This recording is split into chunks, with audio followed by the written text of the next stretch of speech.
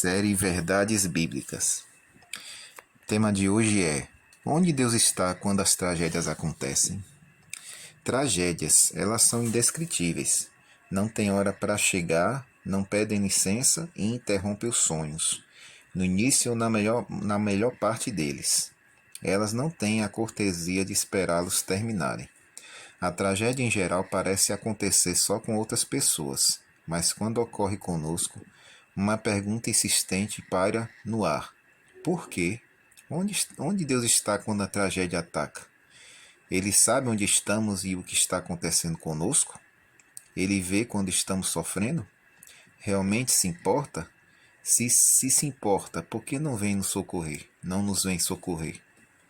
Jamais entenderemos os problemas, jamais compreenderemos todas as desgraças enquanto não buscamos desvendar o que se passa por trás de tudo isso. Não há meio de entendermos o sofrimento enquanto não entendermos a Deus. Precisamos realmente compreender o dilema divino. Deus não queria brinquedos para manipular e controlar. Ele não criou robôs. O Criador não tensionou formar pessoas movidas à bateria. Ele queria gente de verdade a quem pudesse amar e por quem pudesse ser amado. Deus queria que os homens fossem livres para escolher. Se, porém, não lhes agrada servir ao Senhor, escolham hoje a quem irão servir, se aos deuses que os seus antepassados serviram, além do Eufrates, ou aos deuses dos amorreus em cuja terra vocês estão vivendo. Mas eu e minha casa serviremos ao Senhor. Josué 24, versículo 15. Essa foi a liberdade de escolha que Deus deu aos anjos e a todos os seres criados. Quando Deus fez isso, ele correu temendo um risco. Alguém em algum lugar poderia escolher se rebelar, e foi exatamente isso que aconteceu. O profeta Isaías escreveu a esse respeito: Como você caiu dos céus, ó estrela da manhã, filho da alvorada! Como foi atirado à terra, você que derrubava as nações! Você que dizia no seu coração: subirei aos céus, erguerei o meu trono acima das estrelas de Deus, e eu me assentarei no monte da Assembleia, no ponto mais elevado do santo. Subirei mais alto que as mais altas nuvens e serei como o Altíssimo. Isaías 14, versos 12 a 14. Lúcifer era o filho da alva, era o anjo mais elevado do céu, aquele que ficava junto ao trono, mas ele ficou orgulhoso e quis ocupar o lugar de Deus. Aprendemos mais sobre esse assunto no livro do profeta Ezequiel. Você foi ungido como um querubim guardião, pois para isso eu o designei. Você estava no Monte Santo de Deus e caminhava entre as pedras fulgurantes. Você era inculpável em seus caminhos desde o dia em que foi criado, até que se achou maldade em você. Seu coração tornou-se orgulhoso por causa da sua beleza, e você corrompeu a sua sabedoria por causa do seu esplendor. Por isso eu o atirei à terra, fiz de você um espetáculo para os reis. Isso está em Ezequiel 28, versos 14, 15 e 17. Que lindo anjo Lúcifer deve ter sido, mas o coração dele se exaltou por causa da sua beleza. Ele corrompeu sua sabedoria por causa do seu resplendor. Há pessoas que dizem que Deus é o responsável pelo mal, por ter criado Lúcifer. Afirmam que Deus criou o diabo, mas isso não é realmente a verdade. O que a Bíblia nos revela é que o anjo de luz era perfeito nos seus caminhos desde o dia em que foi criado. E o Criador deu-lhe o poder e a liberdade de escolha da mesma maneira como faz conosco. Ao exercer sua liberdade de escolha, Lúcifer se transformou em alguém mau. Diante disso, o que Deus faria? Observe o dilema divino. Deus poderia impedir a rebelião do anjo caído, deixando de criar pessoas. Ele poderia preencher o universo com sóis, galáxias e planetas, deixando-os desabitados. No entanto, Deus preferiu criar as pessoas, porque só elas podem amar.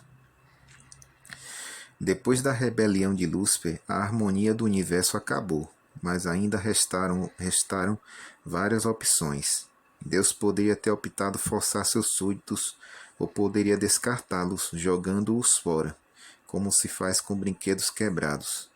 Caso ele tivesse agido dessa maneira, não seria compreendido. O pai provaria apenas que de fato queria robôs e não pessoas que pudessem exercer a liberdade de escolha. Deus poderia explicar as razões pelas quais expulsou os anjos rebeldes do céu, mas explicar a natureza do pecado estaria além da compreensão de seres que nunca tinham presenciado o pecado.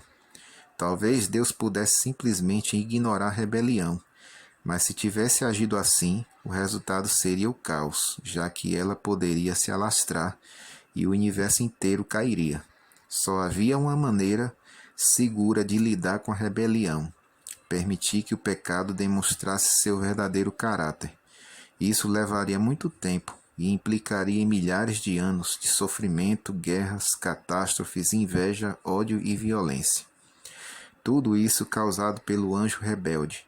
Seria necessário tempo suficiente para que seres humanos, anjos e habitantes de outros mundos vissem a verdadeira face do pecado. Deus então poderia finalmente destruir o pecado sem nenhuma voz de reprovação. A segurança do universo exige que o pecado seja destruído um dia. Deus não tornará essa decisão extrema se não tiver a aprovação de todos os seres inteligentes. No entanto, a rebelião demandou uma ação imediata da parte de Deus, e o resultado foi uma guerra no céu.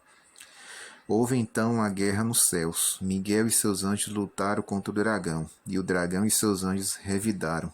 Mas estes não foram suficientemente fortes, e assim perderam seu lugar nos céus. O grande dragão foi lançado fora. Ele é a antiga serpente, chamado Diabo e Satanás, que engana o mundo todo.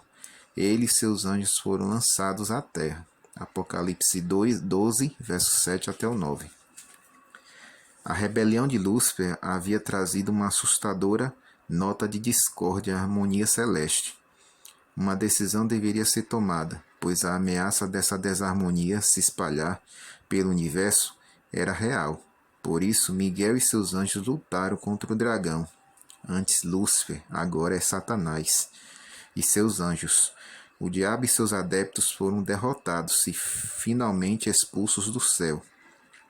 A despeito de saber o risco que o nosso planeta correria, o plano da criação seria mantido. Os seres humanos também seriam criados com liberdade de escolha.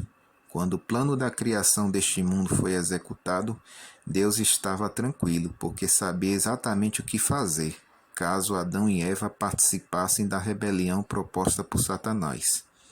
Deus enfrentaria seu inimigo não com força nem com armas, mas com uma cruz.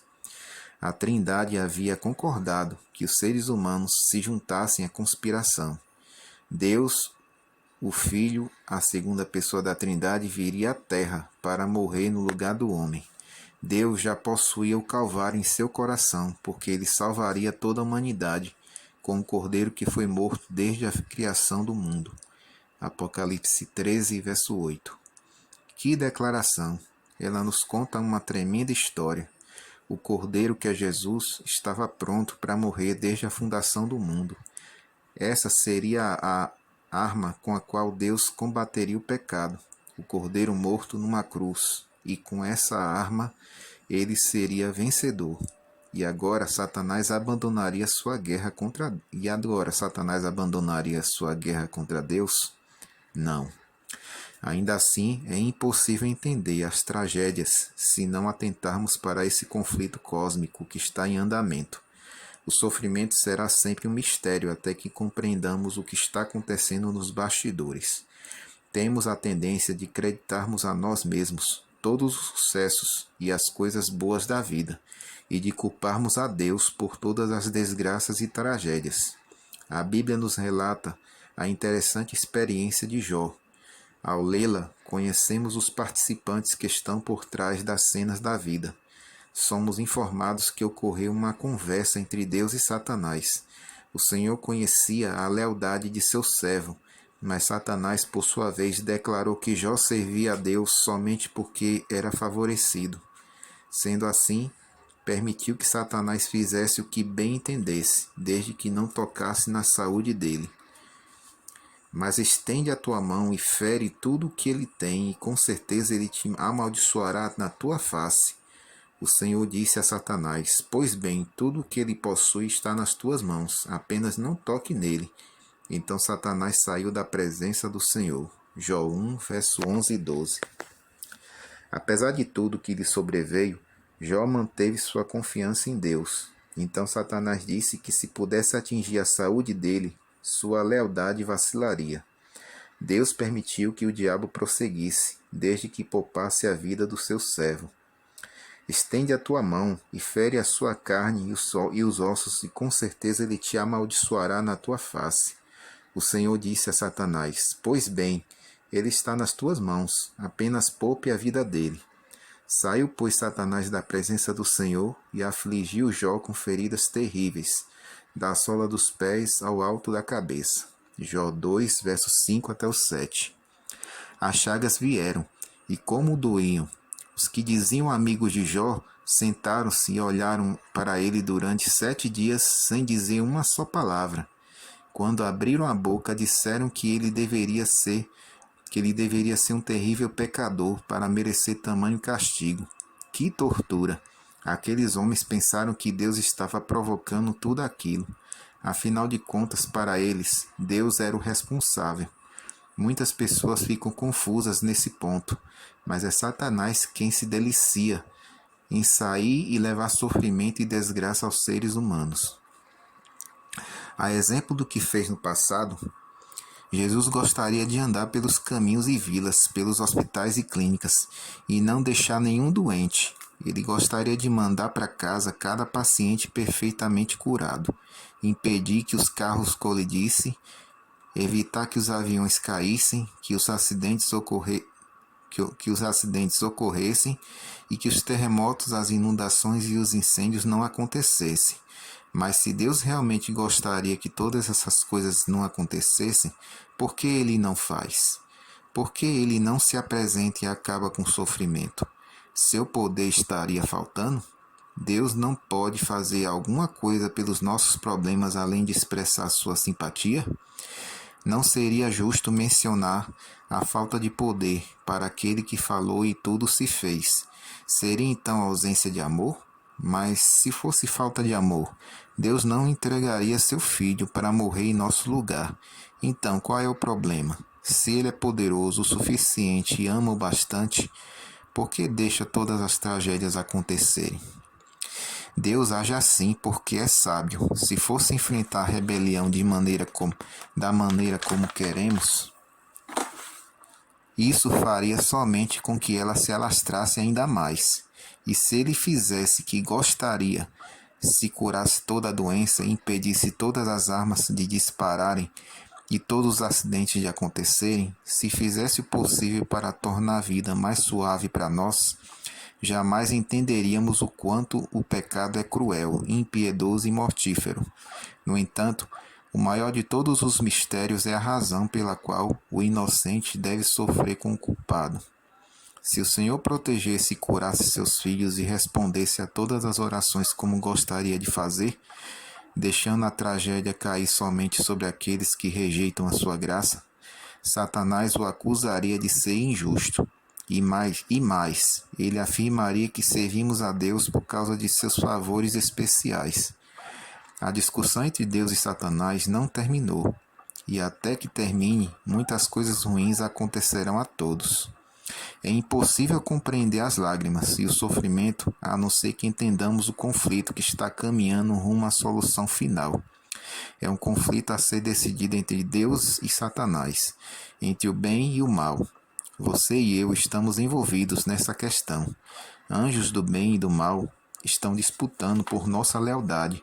Se os nossos olhos se abrissem para um mundo invisível, veríamos como essas batalhas são ferozes. Um dia, muito em breve, Deus explicará os estranhos mistérios da vida, e nós entenderemos e aprovaremos o modo como Ele conduziu as coisas. Desde as estrelas que em seu trajeto pelos espaços percorrem século após século a rota invisível que lhes é designada, até o íntimo átomo, todas as coisas da natureza obedecem à vontade do Criador, e Deus cuida de tudo e sustenta todas as coisas que criou. Aquele que mantém os inumeráveis mundos através da imensidade, ao mesmo tempo cuida das necessidades do pequeno pardal que confiante solta o seu humilde gorjeio. Quando os homens saem para o seu labor diário, assim como quando se acham entregues à oração, quando repousam à noite e quando se erguem de manhã, quando o rico se banqueteia em seu palácio, ou quando o pobre reúne seus filhos em torno da mesa escassa, sobre cada um o Pai Celeste vigia com ternura. Nenhuma lágrima é vertida, sem que Deus a note. Não há sorriso que ele não perceba. Vamos orar. Santíssimo Pai, obrigado, Pai, pela meditação de hoje e possamos, meu Pai, usar o dom da liberdade de escolha que o Senhor nos concedeu para tomar decisões ao teu lado. Que essa pessoa que está ouvindo esse áudio possa realmente usar o dom do livre-arbítrio, tomando a decisão de te servir e te aceitar como o supremo da vida dessa pessoa. Em nome de Jesus, amém.